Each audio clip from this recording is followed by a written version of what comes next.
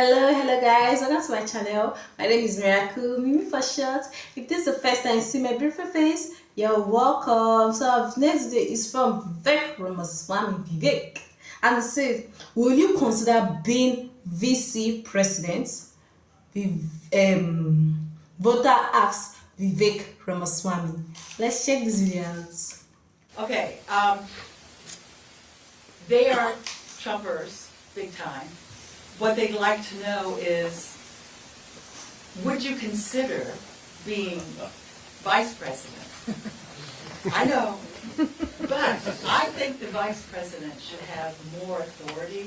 They should, I don't know. Well, they always said, The Dick Cheney was one heartbeat away, that George Bush was one heartbeat away from the White House, is what they said back in the day, but that's a side joke. So I'll answer their question head on, if I may. And I've been to events like this where some of you have come out, not in this room, but people in the state. It's happened about 3 or 4 times in the last few weeks, where somebody said they came in with that question and then asking whether I would consider Trump as my vice president. And you know what?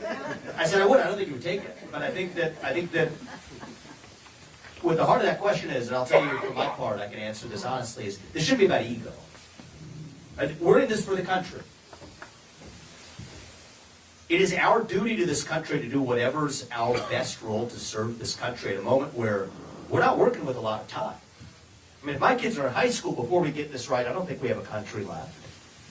If the interest payments on our national debt become the largest line item in our federal budget, that's about 5 years from now. I don't think we have a country left. And so I've got questions like this, or would you consider running in 2028 because we love Donald Trump? Any of that works for me. I don't think it works for our country. Because right now, I think Trump needs help. well, I think our country needs help. And I think that I will take Donald Trump's help. I think I would need help. I've said I would take Trump as my advisor, as my top advisor during my first year in office, because I want to know where the bodies are buried. When I think about where we are as a country right now, we're in the middle of a war in this country right now. I don't use that word lightly. It is a war between those of us who love this country and a fringe minority who hates this country and wants to see it cease to exist. A war between the permanent state and the everyday citizen, between the Great Reset and the Great Uprising. That is the war that we face in this country right now.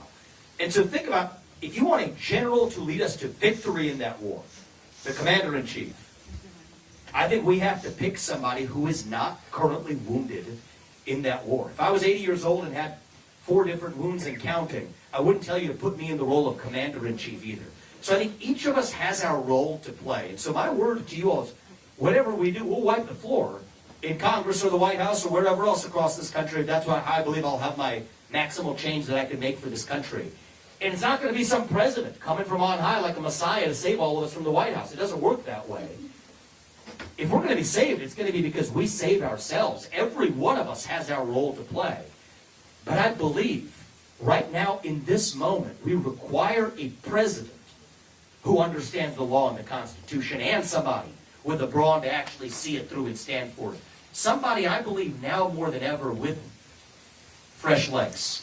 Exactly what Vivek Ramaswamy is. I just love what he's just saying, and I love the way the people are just keeping quiet and watching and listening to him. And what he's saying, it makes so sense. You guys need a president that will stand for you in anything, in any situation. You guys need someone that will unite the state or the country together. Plan B person, but I couldn't even be one if I tried. I'll tell you what's true in my heart. I believe we're going to win the Iowa caucus. I believe if I win the Iowa caucus, I'm going to be your next president. I believe if I'm your next president, the things I'm telling you we're going to get done. The beautiful thing about nearly everything I've told you we're going to get done, I think everything I've told you we're going to get done, that I get to do as your president without asking Congress for permission or for forgiveness. And so that's what I'm going to be able to do. And I'll give you my word that Donald Trump, I will use him and rely on him in whatever way is best. He's going to be in his 80s. I want him as an advisor. I want to honor his legacy for this country. But I think if we're in the middle of this war, we're skating on thin ice. I don't think we're going to have a country left unless we have the president who gets this right. And the other thing I would ask you to tell your friends is what I told this group earlier. Were you here earlier, ma'am, or have you been here since the start?